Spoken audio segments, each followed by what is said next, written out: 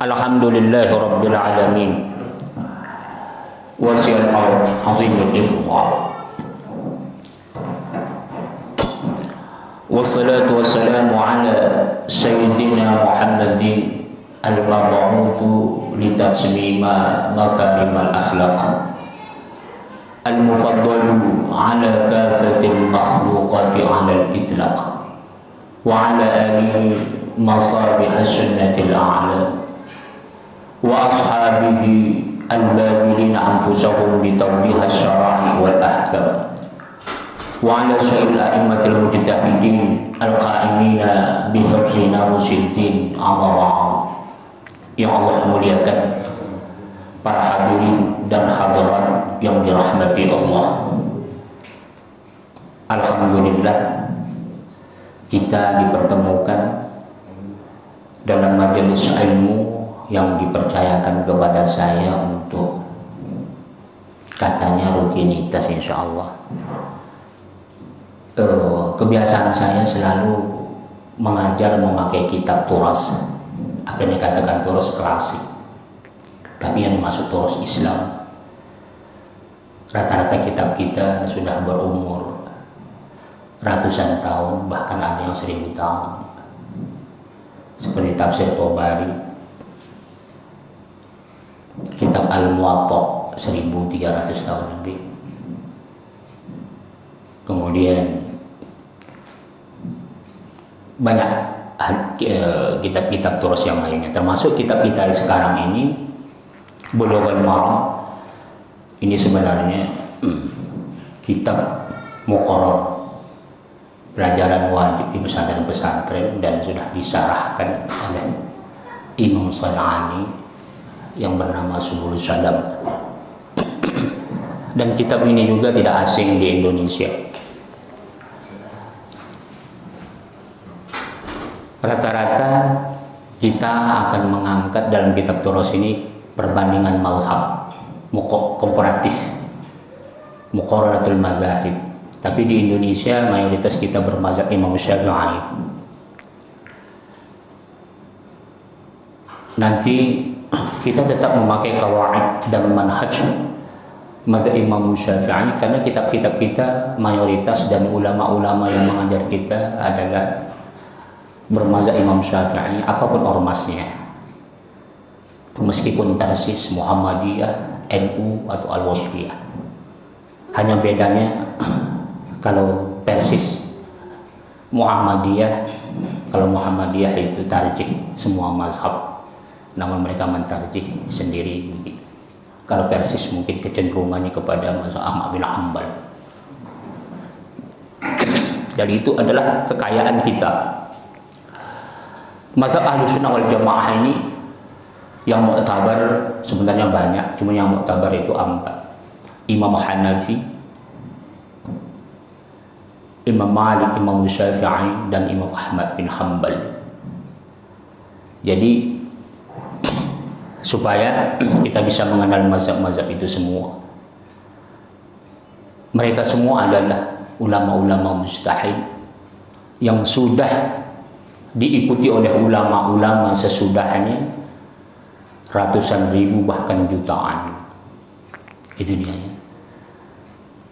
Jadi satu-satunya universitas yang melestarikan turas Islam itu, yang dimaksud turas Islam yang khusus kita sebut adalah fikih, karena memang fikih ini adalah sumber dasar hukum untuk mengupas bagaimana istinbatul ahkam Quran dan Sunnah. Jadi kalau sumber hukum Islam itu kan Quran, Sunnah, Ijma' dan Qiyas. Ini sepakat ulama Ahlus Sunnah, tidak ada berbeda kecuali Syiah mengingkari Qiyas.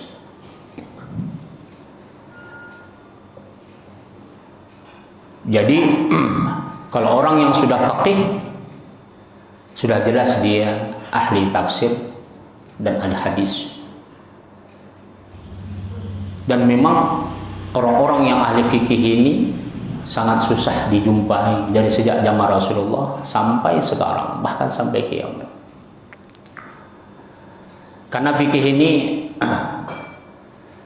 dia akan mengupas bagaimana kalau kita simpulkan sekarang ini adalah hukum pidana atau hukum perdata secara syariah. Itu dia. Jadi bagaimana Quran dan Sunnah itu bisa mengatur tentang seluruh kehidupan orang beriman di dunia ini. Bagaimana istimbatul ahkam Quran dan Sunnah itu, maka fikih inilah yang mengupasnya. Baru fikih itu tidak akan bisa sempurna apabila dia tidak punya usul fikih, dasar-dasar fikih dan qawaid fikih, undang-undang fikih. Makanya banyak kalau ada orang perjalanan sejarah kita, perjalanan sejarah umat Islam, peradaban Islam. Umat Islam itu sering terjadi perselisihan paham, bahkan sampai peperangan terjadi sesama orang beriman itu karena lemahnya fikih. Karena lemahnya fikih. Pada zaman Rasulullah Sallallahu Alaihi Wasallam, orang yang memahami fikih itu sedikit sekali. Setelah meninggal Rasulullah, yang level pertama itu hanya 7 orang. Di antaranya Umar bin Khattab, Ali bin Abi Thalib. Termasuk istri beliau adalah Sayyidatu Aisyah. Baru ada level kedua nanti 13 orang. Bahkan Utsman bin Affan dan Abu Bakar Siddiq tidak termasuk daripada level pertama yang ahli fikih. Artinya yang banyak mengeluarkan fatwa. Jadi sangat susah. Karena memang ahli fikih ini mesti orang-orang yang sangat concern, bijak, yang bisa memahami segala hal. Jadi fikih itu tidak hanya membahas masalah bab wudu, bab thaharah, bab salat, bab munakahat pernikahan. Tidak. Cuma nanti kita akan membuka satu persatu dasar-dasarnya dulu. Insya Allah kita akan membaca bab al-mawaqit tentang waktu salat. Jadi itu sekedar ini saja ya. Saya membentangkan bagaimana ilmu fikih itu penting dipelajari. Biasanya orang kalau sudah dia memiliki pengetahuan fikih yang dalam, tidak pernah kaget dengan perbedaan, tidak akan pernah dia ekstrim cara berpikirnya ketika terjadi perbedaan pendapat, dan tidak cepat dia membenarkan suatu pendapat. Cuman dia tetap meyakini pendapat yang kuat itu ada. Itu dia ya. Jadi mudah-mudahan kita sedikit demi sedikit mengkaji fikih ini supaya kita bisa memahami kewajiban-kewajiban kita, terutama rukun Islam. Jangan sampai kita terlalu banyak membahas motivasi-motivasi keislaman, retorika-retorika keislaman, tafsir-tafsir sosial budaya keislaman, tapi ngambil wudhunya belum benar, sholatnya belum benar, mandi wajibnya belum benar. Ya, ini yang kita takutkan. Jadi kesimpulannya adalah fikih, perbandingan fikih ini untuk bagaimana cara berpikir kita bisa lebih luas. Jadi perbedaan itu merupakan rahmat. Kalau Allah sebutkan dalam Al-Quran, ahum yaqsimuna rahmata rabbik, nahnu qasamna bainahum ma'isyatahum fil hayatid dunya wa rafa'na ba'dahum fawqa ba'din darajatin liyattakhidha ba'duhum ba'dan sukhriya wa rahmatu rabbika khairum mimma yajma'un. Apakah engkau, kata Tuhan, mau membagi-bagi rahmatku? Kujadikan engkau berbeda-beda, pangkat yang berbeda, tampan kecantikan yang berbeda, kekayaan dan kemiskinan yang berbeda, sehat dan sakit yang berbeda, rumah, gedung dan rumah gubuk yang berbeda. bentuk yang berbeda, bahasa yang berbeda. Semua itu kata Tuhan adalah rahmatku. Itu dia ya. Itu merupakan rahmat. Nanti kita akan buka interaktif. Jam berapa Isya? Iya. Nanti boleh kita perluas bagaimana hakikat fikih yang sebenarnya, karena memang di sini baru mukaddimah ya, baru dasar-dasarnya. Sebenarnya saya mengajar sudah tahunan. Jadi kalau di Jakarta saja sudah dari sejak tahun 2008 awal 2007, dari 2007 akhir ya sampai sekarang. Cuman di sini baru mukaddimah, jadi memang nanti kita kupas saja sedikit-sedikit mana yang tidak kita ketahui. Untuk mencari berkahnya sementara kita baca sedikit dulu Kitabus Shalah. Tentang kita sekarang membuka kitab Subulus Salam. Jadi Subulus Salam ini Imam As-San'ani.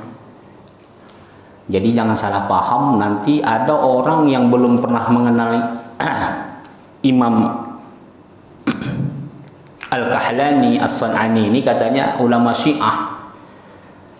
Jadi kalau yang Syiah itu memang terkenal juga, ahli fikih juga. Bahkan kitab fikihnya tebal, tapi bukan Ismail Hasan As-San'ani, sama-sama dari Yaman.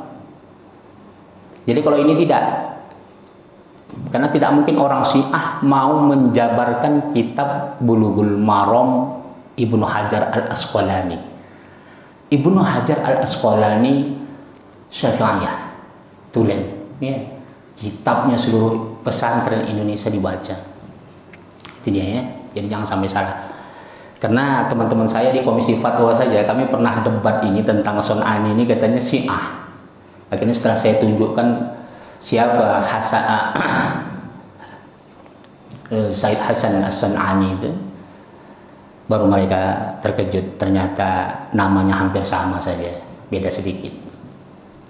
Jadi Imam San'ani ini martabatnya, kalau katakan Imam Syaukani hampir seperti mujtahid mutlak. Tapi setelah saya pelajari, beliau ini lebih condong kepada mazhab Imam Syafi'i. Tapi dia tidak tulen mengambil mazhab Imam Syafi'i. Semua mazhab dituangnya di sini. Tapi kecenderungan pemikirannya mazhab Ahmad bin Hanbal. Ada kalanya dia condong kepada Ibnu Taimiyah dengan atau Ibnu Qayyim Al-Jauziyah. Tapi dia tidak mutlak, tidak murni juga mengikut Ibnu Taimiyah. Karena beliau, nanti di kitab ini juga akan diangkat, beliau juga seorang sufi. Kalau Ibnu Taimiyah kan anti sufi. Walaupun sebenarnya Ibnu Taimiyah dia anti sufi itu tidak 100%. Dia tidak suka sufi. Dulu di Syria itu banyak yang sudah sesat.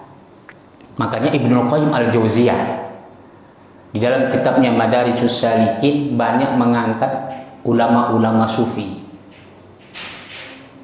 Makanya kalau membaca pemikiran Ibnu Taimiyah harus membaca juga pemikiran muridnya yang sangat dekat, Ibnu Qayyim Al-Jauziyah, supaya jangan salah paham tentang tuduhan Ibnu Taimiyah sesatnya sufi. Itu bukan berarti ajarannya, orang-orangnya yang ketika itu yang mengatasnamakan sufi tapi ternyata sesat.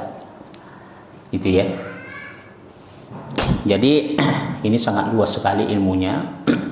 Ini kitab hadis, hadis tematik.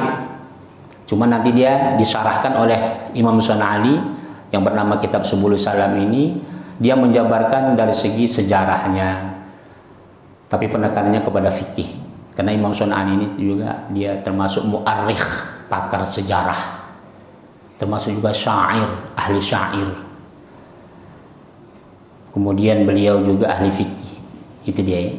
A'udzubillahi minasyaitonirrajim. Bismillahirrahmanirrahim. Kitabus Shalah, kitab tentang salat. Jadi kita membahas masalah salat. Yang pertama, babul mawaqit, bab tentang waktu-waktu salat. Kenapa nggak kita buka bab taharah? Insya Allah nanti ada masanya. Bab taharah akan kita buka sedikit-sedikit, tapi untuk pembukaan sementara ini dulu. As-salah lughatan. Salat itu maknanya secara linguistik ad-doa, doa. kita memohon kepada Allah. Sumiyat hati ibadah as-syar'i itu bi ismi doa. Jadi dinamakan ibadah ini di dalam syariat dengan nama ad-doa. Jadi sholat itu memang doa semuanya. Niat kita usalli fardal maghribi 3 raka'atin ma'muman lillahi ta'ala. Allahu akbar. Bismillahirrahmanirrahim, dengan menyebut nama Allah yang Maha Pengasih lagi Maha Penyayang. Alhamdulillah Rabbil Alamin. Segala puji bagi Tuhan, bagi Allah yang menguasai semesta alam. Jadi alamin luas. Ada alam dunia, ada alam dari, kita awali dari alam rahim, alam dunia, alam barzah, alam akhirat. Ada lagi alam haiwan, alam langit, alam lautan, alam pikiran, semua alam. Berarti Allah yang menguasai. Alhamdulillah Rabbil Alamin. Ar-Rahmanir Rahim, yang Maha Pengasih lagi Maha Penyayang. Malik Yaumiddin, yang menguasai kemudian pembalasan. Iyyaka na'budu wa iyyaka nasta'in. Hanya kepadamu lah ya Tuhan kami menyembah, dan hanya kepadamu lah kami mohon pertolongan. Jadi di sana itu banyak sekali sudah ya, dari unsur tauhidnya, bagaimana kita di situ Allah ingin memperkenalkan kita bagaimana beriman kepada hari pembalasan, bagaimana Tuhan yang esa, yang menguasai segala alam, bagaimana beliau sebut dengan Ar-Rahman Rahim, diawali dengan Bismillahirrahmanirrahim. Jadi kalau Imam Hanafi mengatakan Bismillah tidak termasuk ayat Al-Fatihah, tapi kalau menurut Imam Syafi'i bahagian suratul Fatihah. Masing-masing para ulama mustahid berdasarkan hadis yang mereka anggap kuat. Jadi kalau Imam Ahmad bin Hanbal mengatakan ayat Bismillah merupakan suratul Fatihah, tapi tak dibaca kuat katanya. Imam Syafi'i, jadi Syafi'iyah, pengikut Imam Syafi'i protes kalau memang dia bahagian daripada suratul Fatihah, kenapa tidak dibaca keras? Kenapa dibedakan? Nah, itu ya. Jadi pendapat jumhur ulama, suratul Fatihah itu termasuk di antara ayatnya Bismillah. Namun kalau ada nanti yang tidak pakai baca Bismillah, kita katakanlah kalau nanti jalan-jalan ke India, mereka bermazhab Imam Hanafi, mutlak Bismillah bukan bahagian daripada suratul Fatihah. Jadi kalau di Saudi Arabia tidak dengar baca Bismillah bukan berarti tidak baca Bismillah, karena tidak dengar, pelan saja. Sir ya. Apa yang dikatakan sir dalam salat? Alal aqal harus dengar telinga sendiri. Kalau menurut Imam Malik paling sedikit membaca dalam salat harus gerak lidah. Kalau bapak salat tidak bergoyang lidah membaca rukun qauli seperti baca Al-Fatihah, tidak sah salatnya. Ya. Jadi yang dalam hati. Yang dalam hati itu niat. Mahallun niat fil qalb. Tempatnya itu di hati. Tapi kalau qiraah tidak. Menurut Imam Syafi'i, Imam Hanafi, Imam Ahmad bin Hanbal harus dengar telinga. Paling sedikit. Bismillahirrahmanirrahim. Alhamdulillah Rabbil Alamin. Susah. Jadi kalau menurut Imam Malik, harkatul lisan, cukup gerak lidah. Jadi kalau ibu, bapak-bapak sholat rukun qaulinya tidak bergerak lidah, batal sholatnya. Sepakat. Bahkan Syiah yang kita anggap berseberangan dengan ahlu sunnah saja membaca dalam sholat kuat. Tapi kita tidak boleh ikuti mereka. Mereka banyak yang aneh-aneh. Kenapa kita tidak boleh mengikuti Syiah? Fanatisme, asobiyahnya luar biasa. Ratusan ribu hadis-hadis sahih dibuang. Bayangkan, macam mana kita mau bisa terima mereka? Dan mereka tidak mau menerima hadis itu kalau bukan dari sanad Ahlul Bait yang mereka akui. Yang anehnya Ahlul Bait keturunan Rasul yang mereka sukai saja. Sayyidatu Aisyah mereka maki-maki, mereka hina. Bayangkan, Sayyidatu Aisyah satu-satunya wanita yang ahlul hadis, bermartabat tertinggi di antara seluruh wanita sepanjang sejarah, bahkan sampai kiamat. Bahkan satu-satunya wanita di dunia ini yang ahlul fikih, yang paling banyak mengeluarkan fatwa. Dia termasuk martabat yang pertama, level pertama dari 7 sahabat yang paling banyak mengeluarkan fatwa. Subhanallah. Kenapa seenaknya mereka buang sanad hadis yang bersumber daripada Sayyidatul Aisyah? Jadi itu dia ya. Oke, kita tidak perpanjang itu. Kita teruskan. Liistimaliha alaih. Jadi yang meliputi seluruh ibadah kita dalam salat. Jadi salat itu doa. Ar-Rahmanur Rahim, Malikum, iyyaka na'bud wa iyyaka nasta'in. Hanya kepadamu lah kami menyembah ya Allah, dan hanya kepadamu lah kami meminta pertolongan. Ihdinas siratal mustaqim, tunjukilah kami jalan yang lurus. Mana yang dikatakan siratal mustaqim? Allah sebut siratal ladzina an'amta alaihim, yaitu jalan mereka yang telah kau berikan nikmat. Siapa an'amta alaihim? Ibnu Abbas mengatakan, dan seluruh ulama juga menafsirkan itu. Itulah para nabi, para sahabat, tabi'in, orang-orang soleh, para aulia, para ulama. An'amta alaihim, yaitu jalan orang-orang yang telah kau berikan nikmat kepada mereka ya Tuhan. Jadi termasuk wasilah.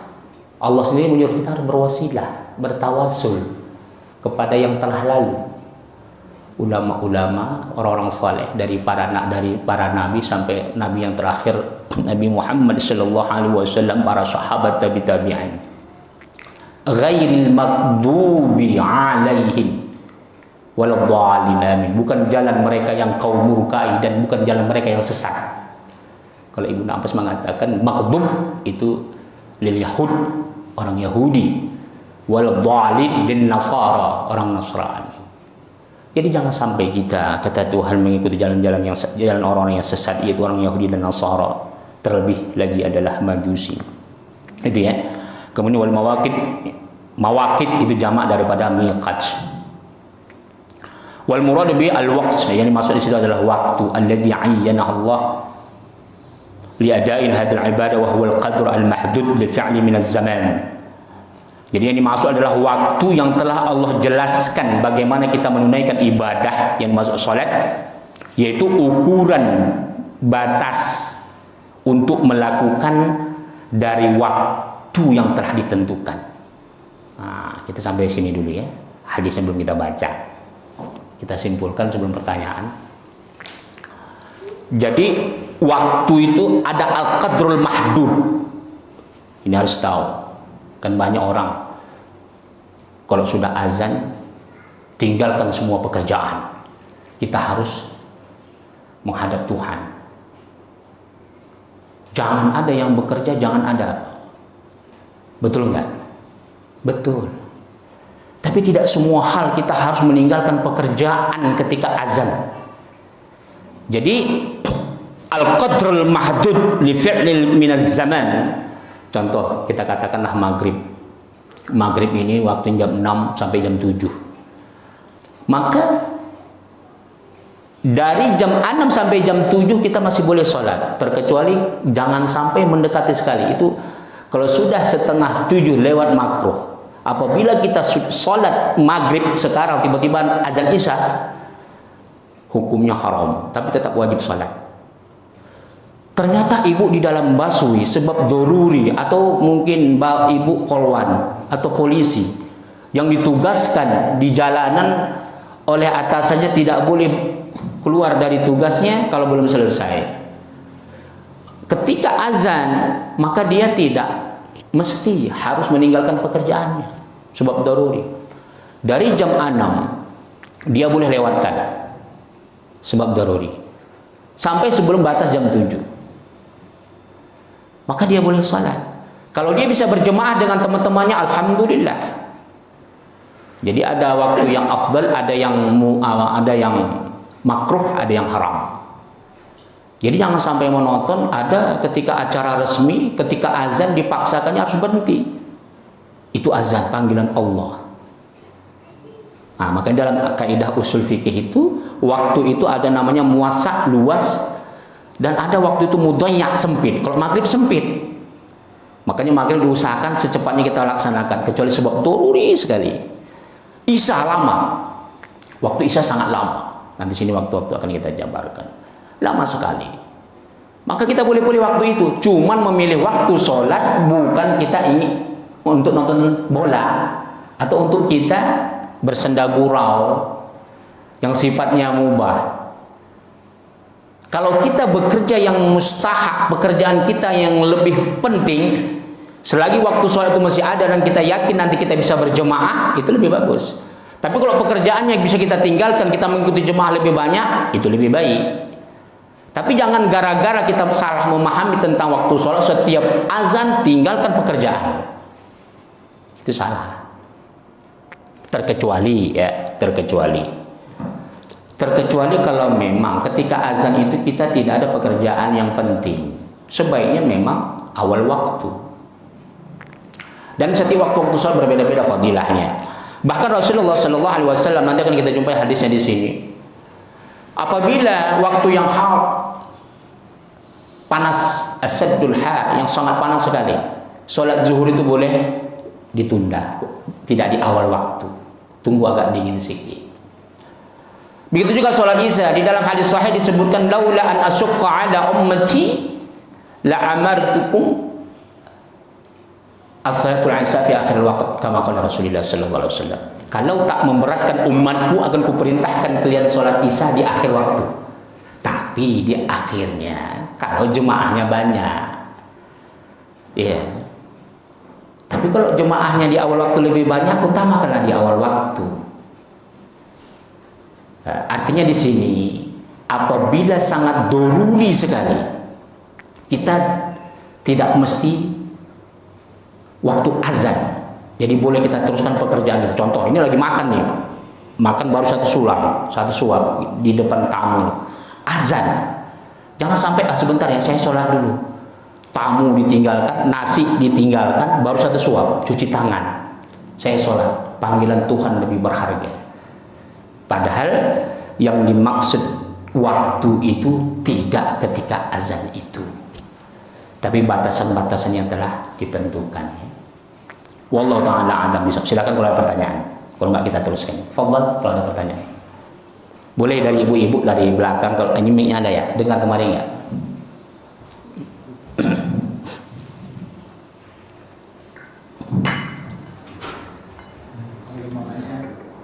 Silakan.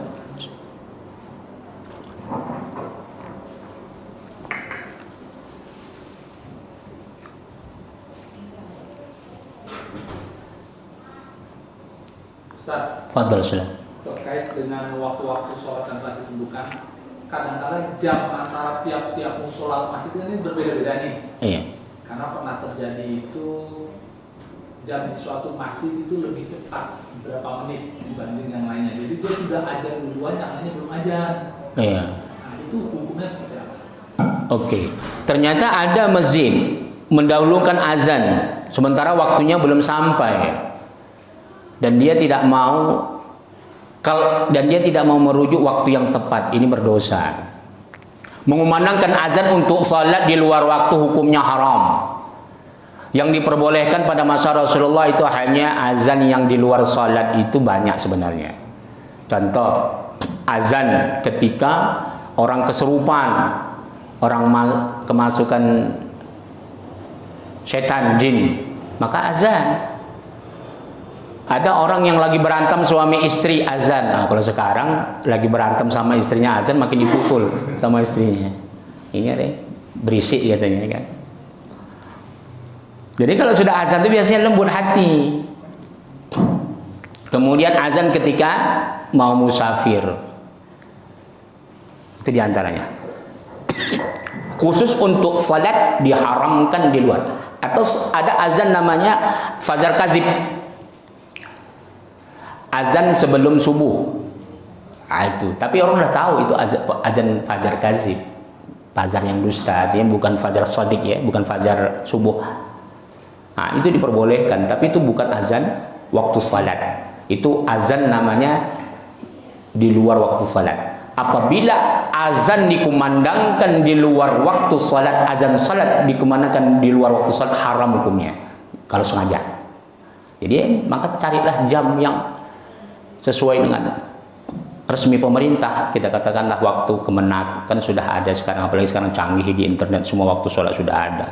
Jangan sampai kita menengok jam kita di musola kita masing-masing, karena nggak tentu baterainya kan. Kadang-kadang jam kita mahal memang, tapi sering error. Jadi jangan kita panduannya ke situ. Kita harus lihat umumnya orang sudah azan atau belum baru kita azan. Oke, itu. Silakan ada yang lain, fadhal.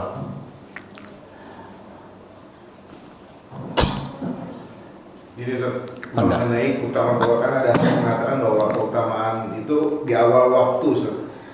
Di awal waktunya ini kan termasuk itu ada 3 bagian seperti Ustaz bilang. Ini di awal waktunya ini di pas ajan dia kita langsung jamaah atau gimana Ustaz? Itu aja ya. Ya. Jadi batasan awal waktu itu adalah ketika tibanya waktu itu afdal. Kalau yang dia tidak daruri. Kalau dia umpamanya pekerja, kita katakanlah dia tukang pom bensin, dia kerja restoran, dia dokter di rumah sakit, dia lagi membedah orang, maka waktu yang afdal sama dia bukan ketika azan itu. Tunggu selesaikan pekerjaannya. Bahkan apabila sangat daruri sekali, waktu yang sudah ada pun boleh ditinggalkan. Nanti diqadha. Menurut jumhur ulama mazhab Ahlussunnah wal Jamaah diqadha, kecuali Ibnu Taimiyah mengatakan tidak ada qadha salat. Dia tetap berdosa. Dia harus ganti dengan salat-salat sunnah dan taubat. Jadi jumhur ulama 4 mazhab Ahlussunnah wal Jamaah membolehkan. Apa dalilnya? Ketika perang Khandaq, Rasulullah Shallallahu Alaihi Wasallam ini sanad hadisnya banyak. Semua mazhab memakai sanad hadis yang berbeda, dari Imam Hanafi, Imam Malik, Imam Syafi'i, dan Imam Ahmad bin Hanbal. Jadi ketika itu Rasulullah tidak bisa sholat zuhur berjamaah karena membuat parit. Musuh sudah mau dekat. Setelah waktu asar ternyata Rasulullah Shallallahu Alaihi Wasallam tidak juga selesai membuat parit.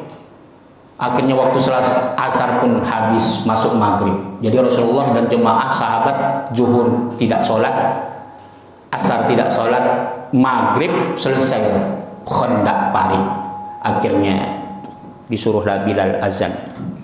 Setelah azan suruh sholat maghrib. Habis sholat maghrib disuruh qum, berdiri lagi, iqamah, suruh iqamah. Bilal bingung, sholat apa ya Rasulullah? Sholat zuhur dan asyar.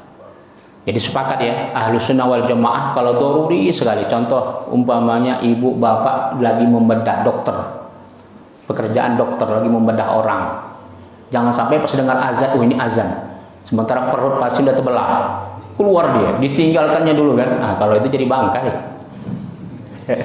Iya. Oke, silakan ada yang lain. Bukan waktu kerja itu yang diatur. Waktu membedah dan itu kan diatur, waktu sholat bentar ini nunggu datang, kenapa kita harus melaksanakan kerjaan ini? Tidak bisa mengatur waktu-waktu yang terjadi oleh manusia. Justru Allah yang mengatur waktunya. Allah telah mengatur waktu yang 5 waktu itu, maghrib dari terbenam matahari sampai hilang syafaq, bayang-bayang merah. Dari hilangnya syafaq sampai fajar. Kemudian zuhur gitu juga, dari tergelincir matahari sampai asar, dari asar sampai maghrib. Itu waktu namanya sebut muwassa, luas. Nanti mudhayanya kapan? Ketika sudah mepet waktunya, bertabrakan dengan waktu-waktu berikutnya. Kalau sengaja haram. Kalau sengaja dia sholat maghrib sekarang ini sudah mau isya, ketika dia Allahu Akbar azan isya, itu haram kalau sengaja. Haram hukumnya. Gini, azan maghrib Iya. bentar lagi akan berkumandang. Iya. Sedangkan kerjaan kita jam ini kan kalau kita kerja ini nggak kelar maghrib kan. Iya. Jadi yang mana kita pentingkan? Lihat kerjaannya. Kalau pekerjaannya bisa ditunda, tunda dulu. Oh iya berarti.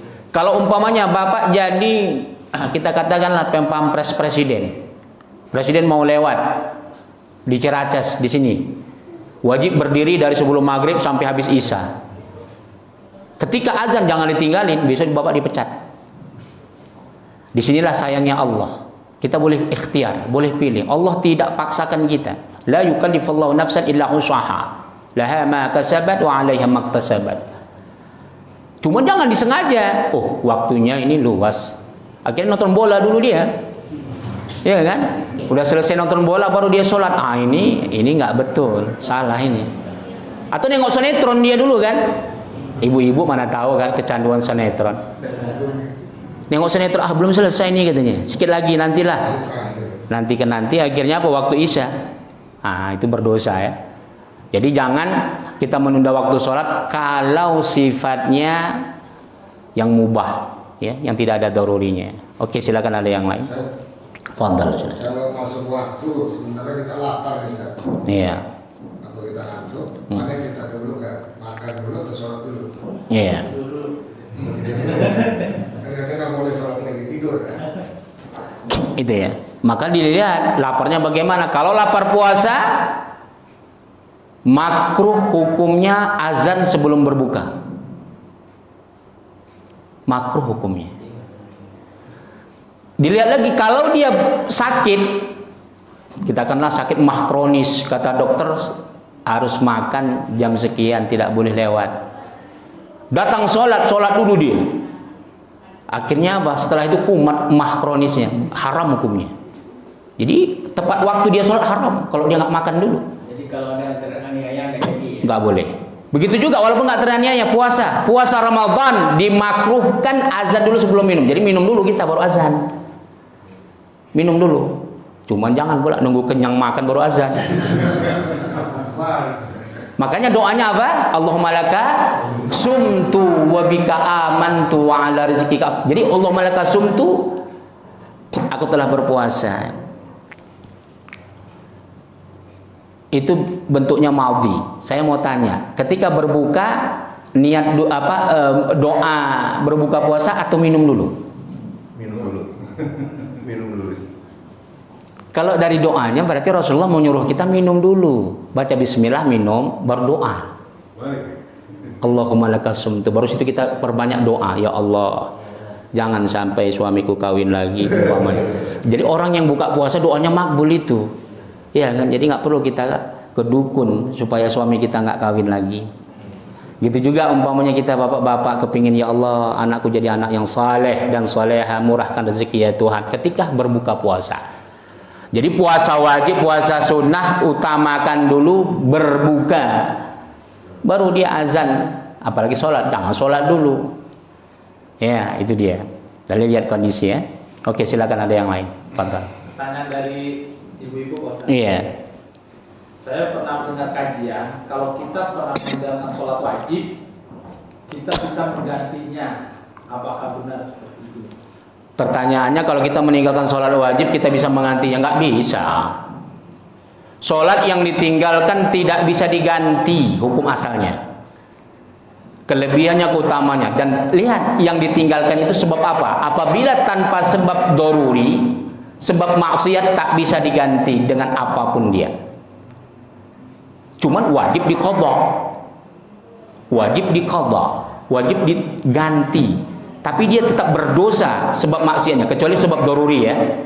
Sebab doruri dia boleh mengqadha, wajib mengqadha. Sepakat ulama mazhab 4 mazhab, apabila kita ketiduran, apabila kita mabuk ayan dari maghrib sampai zuhur besok, sadar, maka kita harus wajib menunaikan mubasyaratan langsung sholat maghrib kita yang tinggal, isya pada waktu zuhur, pada waktu kita sadar zuhur besok.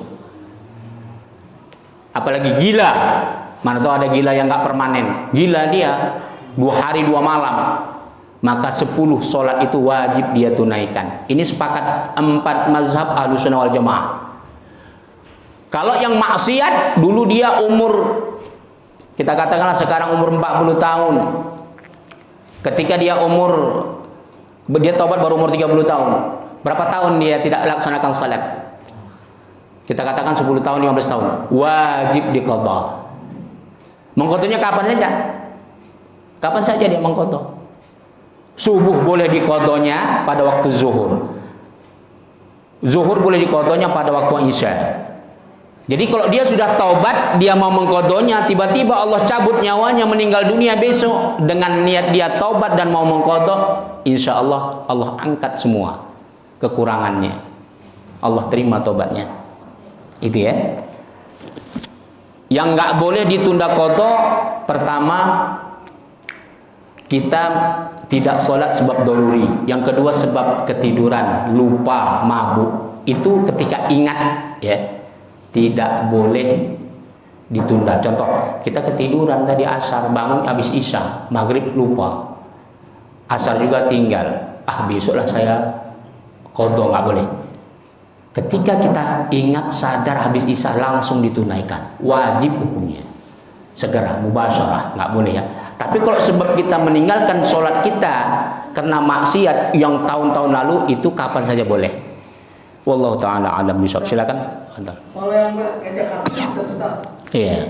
Nah itu kan mungkin lapang kendaraan sendiri, itu kan bisa berhenti nyari tempat musola masjid kan. Iya. Kalau naik bus umum, ada satu yang bus kalau ke tempat kota di tol, kita mobil kita terus aja tetap hampir Ustaz. Data begitu sampai tempat sudah lewat waktu itu itu boleh kodok aja bagaimana Ustaz? Iya. Saya buat dari itu Ustaz. Jadi kalau sebab daruri seperti itu kan nggak mungkin kita di tengah-tengah busway kan macet. Kita yakin ini 1 jam tempuh bisa. Ternyata dari Jakarta Pusat sampai Jakarta Timur 5 jam. Kita berangkat sebelum asar. Asar lewat, maghrib lewat sampai isya. Ini sebab daruri namanya. Sampai di rumah diqadho semua. Qadho ya, diqadho. Jadi kalau menurut Ibnu Taimiyah, orang yang sangat daruri itu boleh dijamak. Contoh, ada seorang ibu-ibu pekerja roti, pembakar roti. Dia kan nggak boleh. Dulu zaman masa-masa dulu di Arab itu, zaman itu pekerja roti itu nggak boleh keluar Pak dari tempat pembakaran roti. Kalau dia keluar tuh hangus semua, dipecat jadi pegawai. Jadi boleh diqadho, dijamak. Menurut Ibnu Taimiyah dijamak. Jadi antara sholat zuhur dengan asar dijamak pada waktu zuhur. Jadi ketika dia bekerja nggak terganggu lagi. Begitu juga kalau menurut Imam Hanafi, diperbolehkan ibu-ibu menjamak sholat zuhur dengan asar, maghrib dengan isya, kalau dia lagi menggendong anak bayinya yang selalu pipis. Itu dulu. Kalau sekarang kan pampers sudah banyak ya, nggak bisa. Tapi itu mazhab Imam Hanafi. Kalau Imam Syafi'i tidak boleh ya. Itu saja. Jadi sholat itu tidak bisa diganti ya. Tidak seperti puasa diqadho, nilainya sama. Kalau sholat hukum asalnya tidak ada qadho. Tapi apabila ditinggalkan karena maksiat atau karena sengaja sebab daruri sekalipun, dia wajib diqadho. Cuman kalau kena daruri tetap pahalanya sama. Tetap pahalanya sama ya. Contoh umpamanya dia biasa berjemaah, tahu-tahu dia di tengah jalan macet dan sebagainya, maka Allah menghitung dia sama dengan sholat berjemaah. Illal ladzina amanu wa amilus sholihati falahum ajrun ghairu mamnun. Ibu selalu bersedekah setiap hari 1.000 rupiah. Tahu-tahu besok bangkrut, nauzubillah. Allah hitung. Ibu tetap bersedekah setiap hari meskipun tidak bersedekah. Illal ladzina amanu wa amilus sholihati falahum ajrun ghairu mamnun. Orang selalu berjemaah setiap hari, tahu-tahu besok dia sakit, di rumah dia sholat, sama dia sholat berjemaah, tetap pahalanya dihitung Allah sama seperti dia berjemaah. Tapi kalau dia kebiasaannya itu, kalau dia memang nggak pernah sedekah, tahu-tahu bangkrut, ya udah, nggak ada pahalanya walaupun dia berniat, saya kepingin sedekah, udah bangkrut baru kepingin sedekah, nggak dapat pahala ya. Itu dia ya. Oke, silakan, ada yang lain. Udah aja. Al-Fatihah. A'udzu billahi minasyaitonir rajim. Bismillahirrahmanirrahim. Alhamdulillahirabbil alamin arrahmanir rahim maliki yaumiddin. Iyyaka na'budu wa iyyaka nasta'in ihdinas siratal mustaqim. Shiratal ladzina an'amta 'alaihim ghairil maghdubi 'alaihim waladdallin. Amin. A'udzu billahi minasyaitonir rajim. Bismillahirrahmanirrahim. Allahumma ij'al hadzal majlis barakatan wa mubarakah wa ba'id 'alaina fitnatan minad dunya wal akhirah. Walhamdulillahi rabbil alamin. Assalamualaikum warahmatullahi wabarakatuh.